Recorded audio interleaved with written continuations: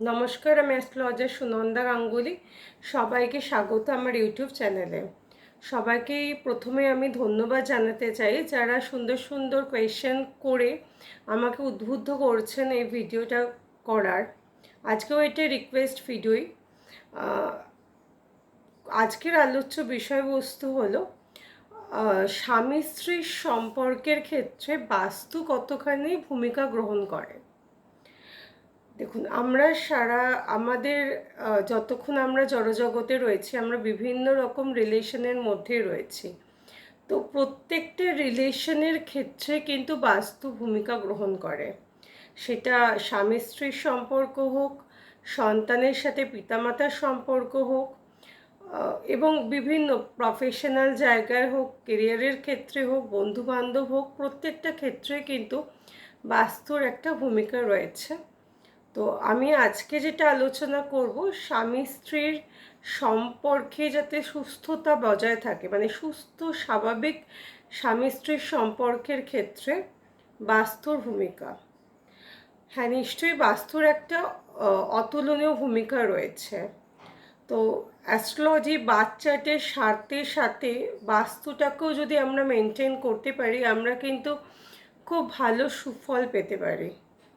তো প্রথমেই আমি বলি যে হাজব্যান্ড ওয়াইফের বেডরুম কোন দিকে হওয়া উচিত।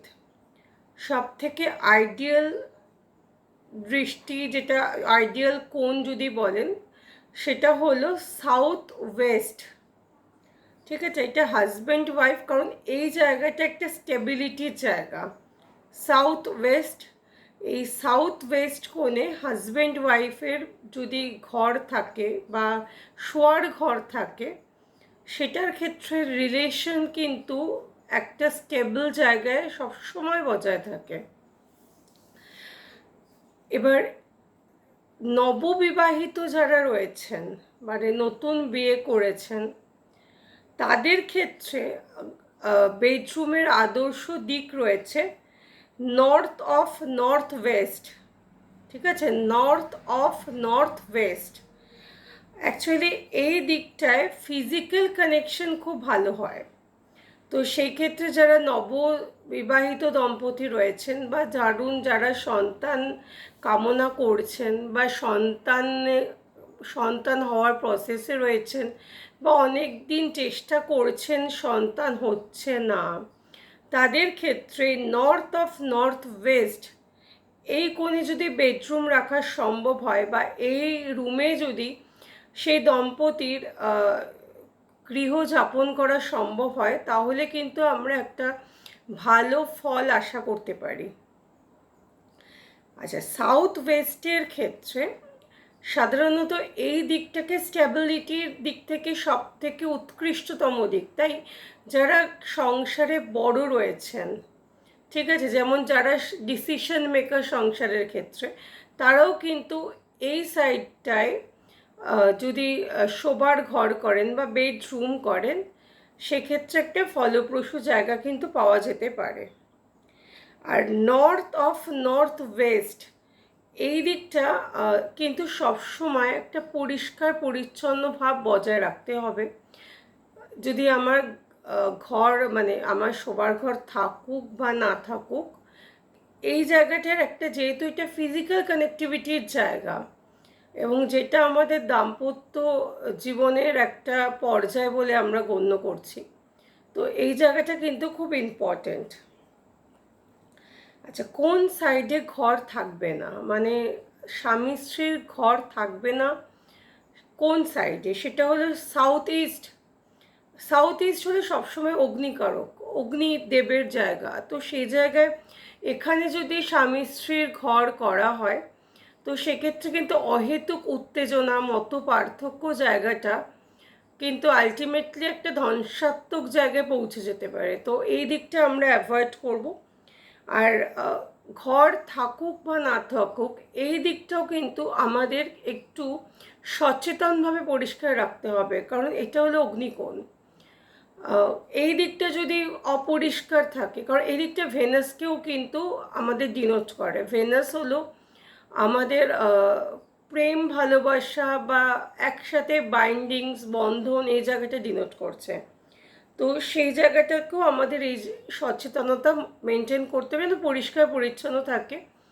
এবং এই সাইডে যেহেতু অগ্নির দিক, আমরা এমন কিছু জিনিস রাখবো না যেখানে অগ্নির জায়গাটা আরও প্রচলিত হবে।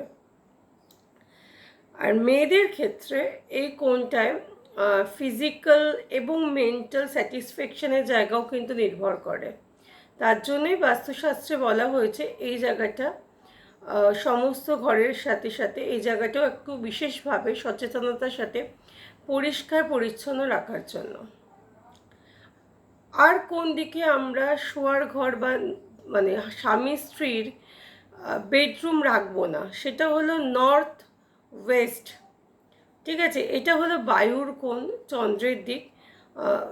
বায়ু যেরকম এক জায়গা থেকে অন্য জায়গায় বয়ে চলে যায়, তো সেই দিকটা এই জায়গাটায় যদি আমরা ঘর করি, শোয়ার ঘর, স্বামী স্ত্রীর ক্ষেত্রে একটা অস্থিরতা, উত্তেজনা, মানে সেপারেশন, সে আপনার দূরত্ব বৃদ্ধির জন্যই হোক বা ফিজিক্যাল কানেক্টিভিটির অভাবেই হোক, যে কোনো কারণে একটা অস্থিরতা দেখা যায়। তাহলে আমাদের জন্য ফার্স্ট চয়েস হলো সাউথ ওয়েস্ট, এবং নবদম্পতির জন্য নর্থ অফ নর্থ ওয়েস্ট। কোথায় ঘর করব না সেটা হলো সাউথ ইস্ট এবং নর্থ ওয়েস্ট। আর কতগুলো সাধারণ টিপস যেগুলো কিন্তু নবদম্পতি এবং স্বামী স্ত্রী, যাদের ঘরে অশান্তি লেগেই রয়েছে স্বামী স্ত্রীর মধ্যে, তাদের কিছু জিনিস হেল্প করবে। সেই টিপসগুলো কি? প্রথম কথা, আমরা যে ঘরে মানে স্বামী স্ত্রী যে ঘরে শোবেন রাত্রে, সেই ঘরের যে বেডটা রাখা হবে সেটা যেন দেয়ালের থেকে অন্তত কিছুটা গ্যাপে থাকে। একদম দেয়ালের গায়ে লাগিয়ে রাখবেন না। এবং ওই ঘরটিতে যেন 4টি কোণ থাকে। আমরা এখন ইন্টেরিয়ার ডেকোরেটরের মাধ্যমে ডেকোরেশন করার জন্য বিভিন্ন রকম পিলার তুলে দিই বা কিছু ডিজাইনিং কিছু করে ফেলি। এতে কি হয়ে যায়, একটা বাধা সৃষ্টি হয়ে যায়। তো শোয়ার বেডরুমটা অবশ্যই 4টে যেন কোণ থাকে, এবং আমি যে বেডটা রাখবো সেটা যেন দেয়ালের থেকে কিছুটা দূরত্ব মেনটেন করে, চারদিক থেকেই একটু একদম গায়ে লাগিয়ে রাখবো না দেয়ালের। আর ওয়াইফ স্বামীর লেফট সাইডে শোবেন, এবং খেতেও যখন বসবেন তখন লেফট সাইডেই খেতে বসবেন। আর কোনো ধরুন এরকম হচ্ছে যে সারাদিন পর ঘরে ঢুকলেই দুজনের মধ্যে যে কোনো ইস্যু নেই, সমস্যা মতপার্থক্য তৈরি হয়ে যাচ্ছে, সেক্ষেত্রে বাস্তু বলছে আপনি যদি কোনো ক্রিস্টালের পেয়ার যদি কিছু রাখেন, ধরুন পেয়ার হাঁস বা পেয়ার পাখি, অনেক রকম পাওয়া যায় কিন্তু ক্রিস্টালের, তো সেই জায়গা থেকে নেগেটিভিটির জায়গাটা কিন্তু হ্রাস পেতে পারে। আর দেয়ালের যে 4টে কোণা, যেটা বললাম দেয়াল 4টে দিকে থাকবে, 4টে কোণার ঘর হবে, এবং কোণাগুলো যাতে পরিষ্কার থাকে, বাউন্ডারি লেভেলটা যেন পরিষ্কার পরিচ্ছন্নতা থাকে। আর ঘরে যেখানে আপনি শুচ্ছেন সেখানে মিরর লাগাবেন না একদম। যদি মিরর থাকে তো সেটা শোয়ার আগে কোনো কাপড় বা পর্দা দিয়ে ঢেকে রাখবেন। আর অনেকেই আছে যে ডাবল, আচ্ছা, যদি অ্যাটাচ বাথরুম থাকে অবশ্যই বাথরুমের দরজাটা বন্ধ রাখবেন, এবং বাথরুমের যে দরজাটা সেটা একটু শৌখিন যাতে হয়, মানে যেখানে শুক্র অ্যাট্রাক্ট করবে, সুন্দর শৌখিন, সেই জায়গাটা মেনটেন করলে ভালো হয়। আর চেষ্টা করবেন বাথরুমে যখন ইউজ হচ্ছে না সেটা যেন ড্রাই থাকে, শুকনো থাকে। অনেকে ফ্যান এক্সস্ট বসান, তো সেক্ষেত্রে সেটা করা যেতে পারে। আর একটা ব্যাপার, অনেক সময় যে ঘরের 2টো দরজা থাকে, বেডরুমে 2টো দরজা, মানে বেডরুম পেরিয়ে আরেকটা আমি রুমে যাব, সেক্ষেত্রে 2টো দরজা, সেখানে মুখোমুখি দরজা যেন না থাকে, মানে একটার সাথে একটা দরজা একদম 90 ডিগ্রি অ্যাঙ্গেলে না থাকে। দরজা রাখুন, পাশে রাখুন, কর্নারে রাখুন, কিন্তু একদম 90 ডিগ্রি অ্যাঙ্গেলটা হলে সেক্ষেত্রে কিন্তু একটু নেগেটিভিটির জায়গা বা যেটা পজিটিভ মানে ইনফ্লো আছে সেটা আউটফ্লো হয়ে যাওয়ার সম্ভাবনাটা বেশি থাকে। এটা হলো আমি একটা জেনারেল বললাম। এর পরবর্তী ক্ষেত্রেও আমি আরও ভিডিও আপলোড করব বিভিন্ন রিলেশন ক্ষেত্রে, কিন্তু এটা যেটা বাস্তুশাস্ত্র বলেছে তার নিরিখে বিচার। কিন্তু অনেকেই আমরা আছি যারা বাস্তুশাস্ত্র মানে না মেনেই আগেই ঘরের ব্যবস্থা করেছি, বেডরুম বেড অ্যারেঞ্জ করে ফেলেছি। তো সেক্ষেত্রে কিছু সমস্যা হয়তো আপনাদের দেখা দিচ্ছে বা আপনাদের পক্ষে চেঞ্জ করাটা এই মুহূর্তে দাঁড়িয়ে সম্ভব হচ্ছে না, সেগুলোরও কিন্তু সলিউশন রয়েছে।